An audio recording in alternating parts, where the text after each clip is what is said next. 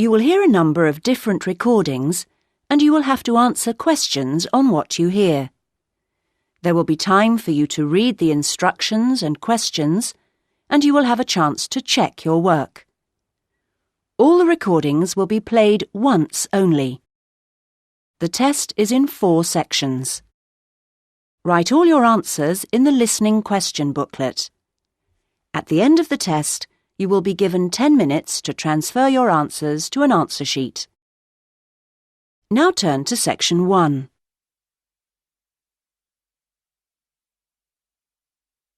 Section 1. You will hear a man telephoning an employment agency to register for job opportunities. First, you have some time to look at questions 1 to 10.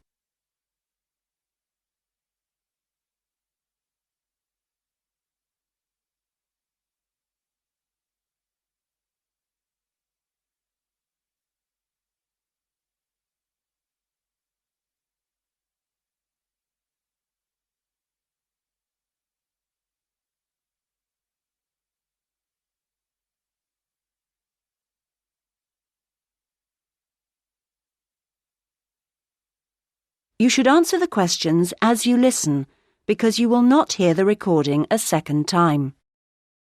Listen carefully to the conversation and answer questions 1 to 10. Able Employment, how may I help you?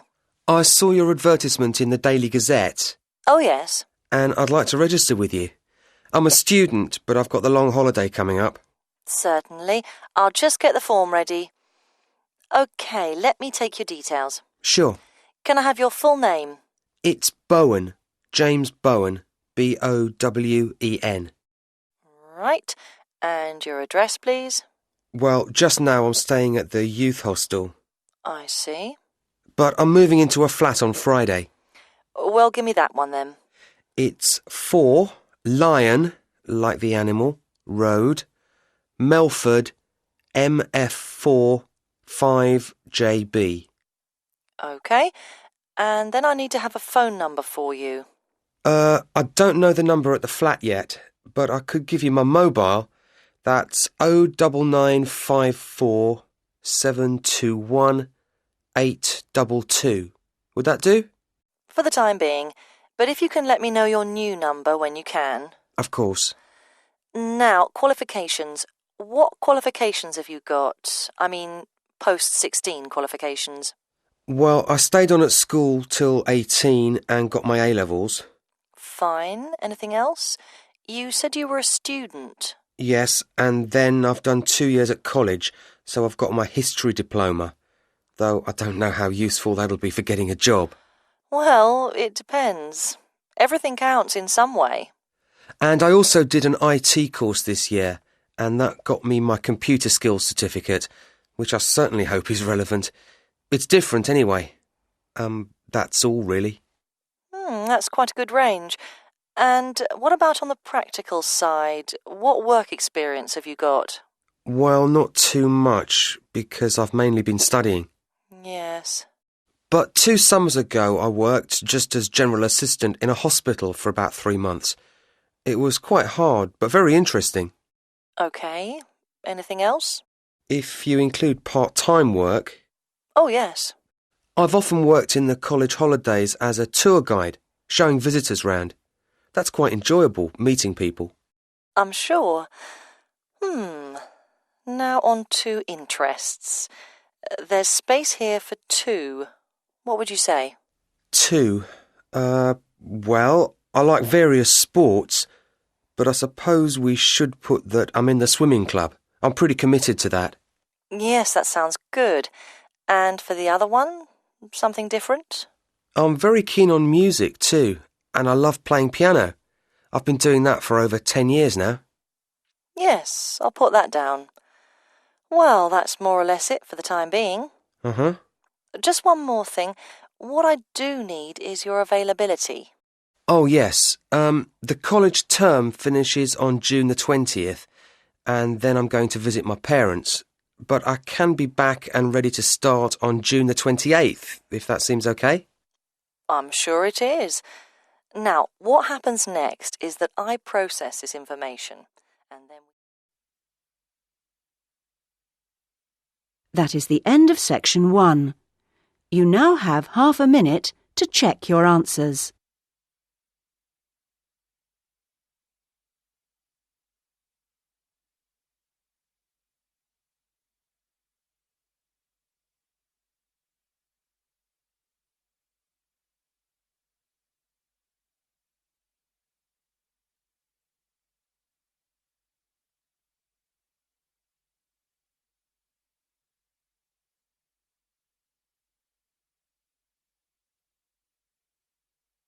Now turn to section 2.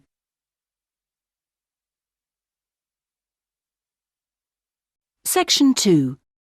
You will hear the organiser of a group holiday talking to the group before they arrive at their destination.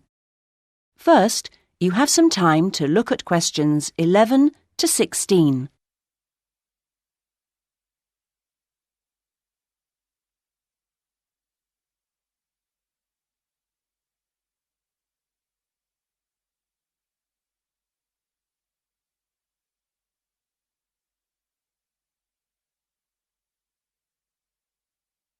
Now listen to the first part of the talk and answer questions 11 to 16.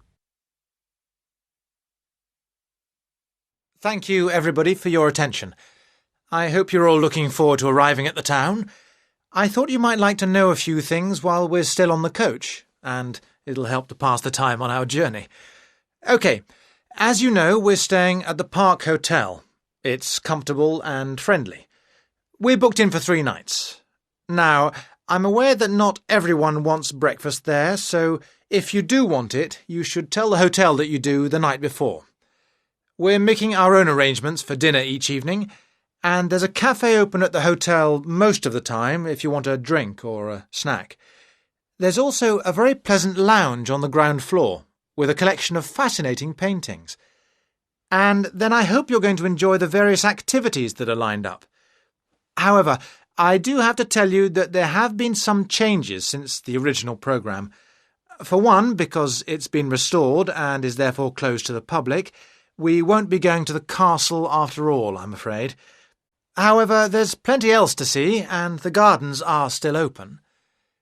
Something we've been able to add to the programme is for Saturday, when a local historian will give us a lecture on famous people from the town. I don't know who that includes yet. So, to free up the time for that, we've made another little amendment and changed the trip to the antique show that was due for then on to Sunday. Actually, I think that'll make for a more relaxed programme anyway. We're leaving the rest of Sunday free for you to wander around as you wish.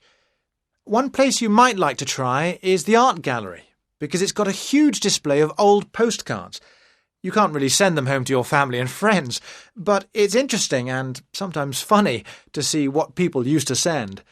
Well, that's the lot on changes. Now you have some time to look at questions 17 to 20.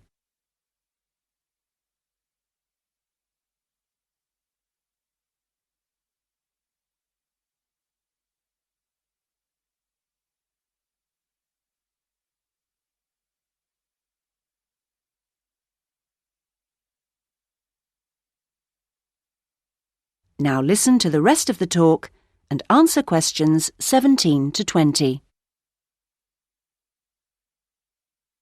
I thought it could be useful to try and get your bearings now, before we actually arrive, so I'll give you a few pointers on your maps. OK, first things first, the Park Hotel, because I assume you'll want to deposit your luggage before anything else. We'll be driving into the town from the west and stopping at the bus station.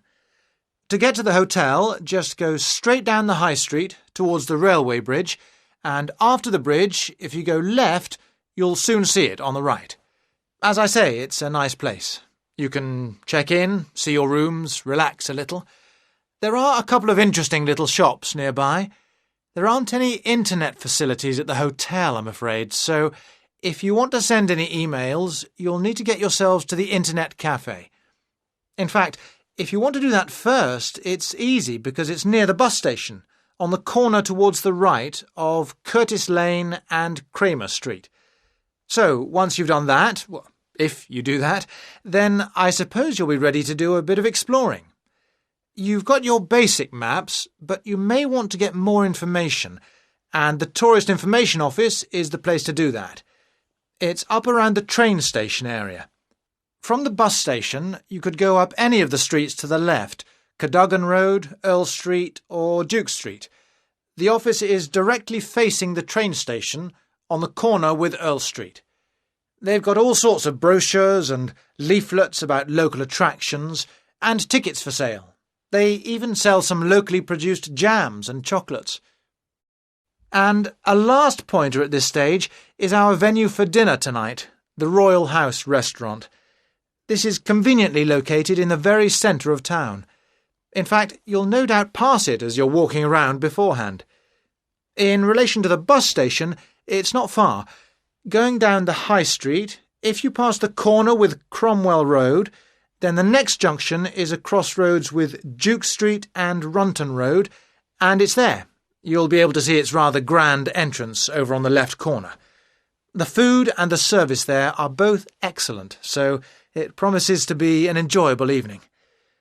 Well, we're just coming into the town now, so... That is the end of section 2. You now have half a minute to check your answers.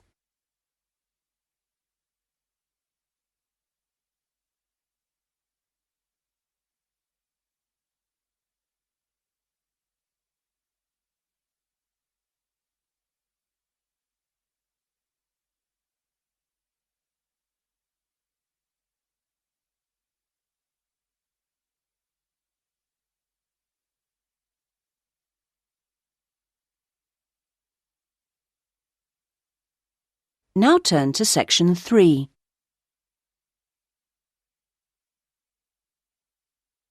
Section 3. You will hear a conversation between an undergraduate student, David, and his tutor, Dr. Smith, about David's plans for doing a master's degree. First, you have some time to look at questions 21 to 26.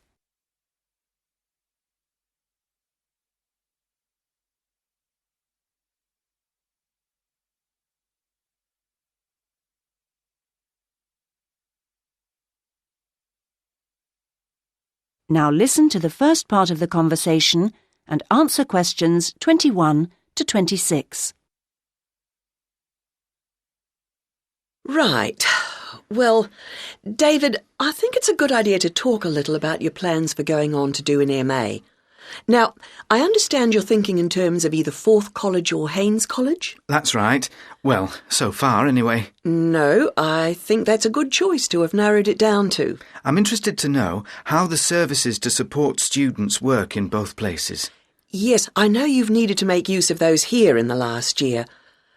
I have to say I'm not absolutely sure about the situation at Haynes. I expect they're all right, but certainly Forth has a good reputation in that regard. They have a large number of students from abroad, and they have to make sure they're okay. That's reassuring. And then I'll be moving city again, obviously, whichever college I go to, and I hope that the room or flat I could expect would be nice. Very important, yes. These days, actually, all colleges tend to have decent quality rooms or flats for their students, and Forth and Haynes are no exception. Right. Well, what about comparisons on the academic side of things? Well, I know you're an avid user of the limited online provision we have here. I think you'll find Haynes is about as developed, or not, as we are here, and that Forth has developed some pretty impressive stuff, which I'm sure you'd make the most of. Well, I'd certainly try. But that doesn't mean that the more traditional information sources, such as the good old-fashioned library, should be forgotten. No, of course not. While Forth has recently had a very splendid law library opened, that isn't particularly relevant for you, and I think you'd find Haynes' general university and faculty collections better suited to your needs. But that's something you could check for yourself if you visit both places. Which I'm planning to do next month. Good. Now there's the question of the lecturing staff, which is clearly going to be key to your progress. I think you'd find them adequate at Forth. There are some solid people working there, while Haynes have recently taken on some inspirational people, very cutting edge. It's a little hard to judge, though, because as a research student, it's not as if you have teaching all day, every day. No, I guess not. But I'll need to consult. Yes, and on the subject of research, in terms of the college's reputation for results, again, neither place is bad in any way, but I think you'll find, and you can check this on the Research Council's website, that Haynes has consistently scored very well. There's perhaps a little bit of an issue with non-completing doctorate students at Forth. Well, I'll certainly look at the website as you suggest. Fine. Now you have some time to look at questions 27 to 30.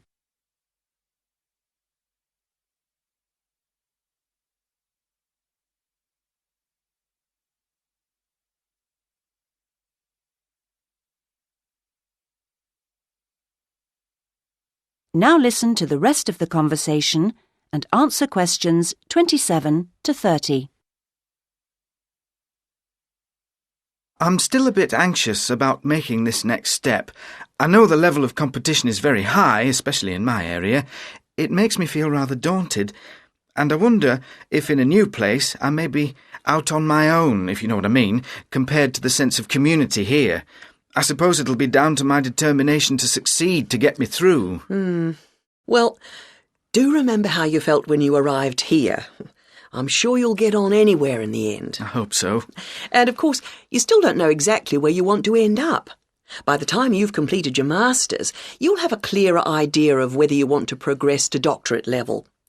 It's possible, I suppose, that you'll begin to see how much you might be interested in picking up some bits of lecturing earlier than that, since your area's fairly specialised, and it may put you in demand sooner than you think. To establish yourself in your area of expertise, it would be sensible to think in terms of getting your stuff into one or two of the journals, converting parts of your dissertation into suitable formats for them. That'll stand you in good stead, whatever else you decide to do. That sounds like good advice, thanks. Actually, I think master's level studying has improved in some ways over the last few years.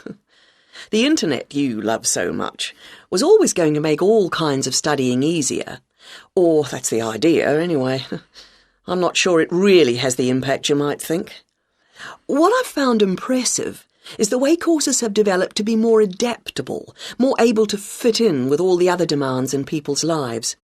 So, while the exams and assignments you all have to do may not have shifted much, at least a wider range of students are now able to benefit from education at the higher levels. I just wish I could be sure I was always making the best use of my opportunities.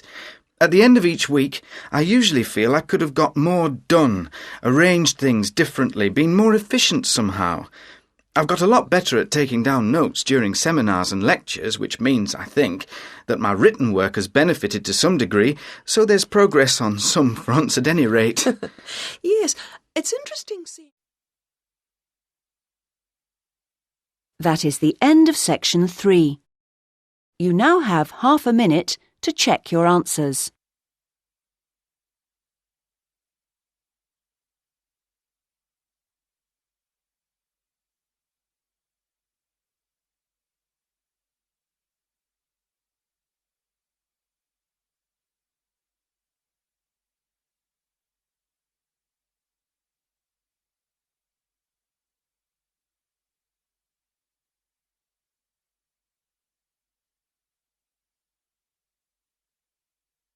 Now turn to section 4.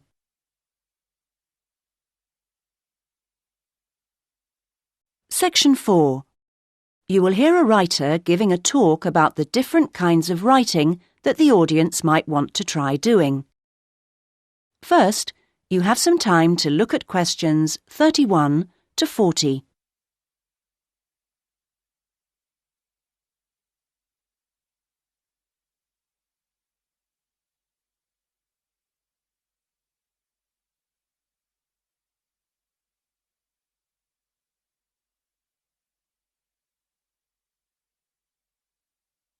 Now listen and answer questions 31 to 40.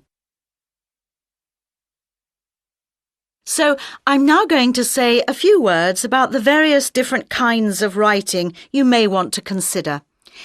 Each has its own challenges and rewards, and it's really a question of seeing what suits you best. There are no rights and wrongs here. Let's start by considering the short story.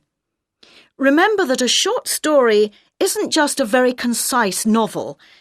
There are three basic styles: the story itself, the slice of life section, and the surprise type, and all of them are equally valid as treatments of the genre. When producing a short story, you don't have time for a slow build-up of interest, so you need to get in there straight away and begin with a crisis. Then there's non-fiction, which can sell very well, with biographies in particular frequently hitting the bestseller lists. It's important, however, to be sure your chosen topic is genuinely interesting to people, and you know enough about it to do it justice. So when you're submitting your idea to a publisher, it's worthwhile to give them details of specialist knowledge you have. What about articles? Now, this is a very wide area, of course, going from the very learned and obscure to the populist gossip type. Articles based on giving advice are a proven area, and to give them a sufficient focus, you should produce your article for a definite market. That will help to define your purpose.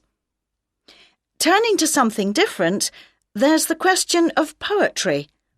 It's often hard to define what poetry is exactly. Maybe it's easier to say what it isn't. But it should be subtle, so the message of a poem oughtn't to be overly obvious. True poems let the ideas sit there for the reader to ponder. What they must do is sound good, like singing. So I recommend reading what you write aloud to yourself to check the melody. Well, then there's plays, which are basically novels, but told only through conversation. A playwright includes minimal instructions for actions, but not for every small action the actors will perform. Things such as moves towards sofa and so on are for the director to come up with. If you're thinking of trying your hand at a play, a good starting point would be to educate yourself a little in the art of acting, so that you know what the people who deliver your work can and can't do with it. What next? There's radio, of course. Radio uses an enormous range of material, and the BBC Writing for Radio Handbook contains information about all of this. To begin with, I suggest regional stations for sending your stuff to. The competition for national radio is extremely high. OK, another interesting area is children's literature. Now, very few, if any, children's books are published without pictures, but this doesn't mean that you, as writer, have to draw them. That's for the illustrator. What you do need to do is be clear who you want to write for. So fix on one age group, and then aim your stories at that.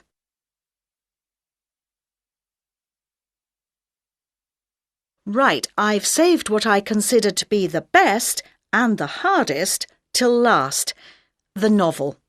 Very long and very difficult to do well, but certainly not impossible, as any bookshop shelves will confirm. One of the first things to decide is from what point of view you will tell your story. A popular choice is the first person, and this technique certainly gives a sense of immediacy for the reader, while many new writers find it easier to project themselves into their main character if they can write in his or her name. But that assumes, of course, that the main character is somehow like the writer, which may or may not be the case. Meanwhile, if your book is all narrated by I, you can only put into your story things which are experienced by that character, which may prove to be rather restricting. Now, there are all sorts of pitfalls for the novelist, and many of them relate to the issue of providing a balanced narrative. Every time you introduce a character into the story, you have decisions to make. Of course, you want to populate your landscape with a variety of people to maintain interest, but don't feel you have to decorate every one of them in elaborate detail. The same goes for irony. All too often, an inexperienced writer will create a strong ironic situation and then spoil it by spelling out what they mean by it, as if readers were too stupid to understand. A few contrasting details should serve to make the point clear. A big challenge for new novelists is dialogue. What is the relationship between conversation as people really speak and as it is in novels? Well, it depends. If you recorded actual conversations and copied them straight into your narrative, readers would get confused and bored, all those unfinished sentences going nowhere. On the other hand, you don't want to write out page-long utterances by characters, as these will seem unrealistic to an extreme, but you can insert minor descriptions and actions to vary the pace and add interest. Well, I hope what I'm saying is encouraging and not too off-putting about the various difficulties. Are there any questions at this point? That is the end of section 4. You now have half a minute to check your answers.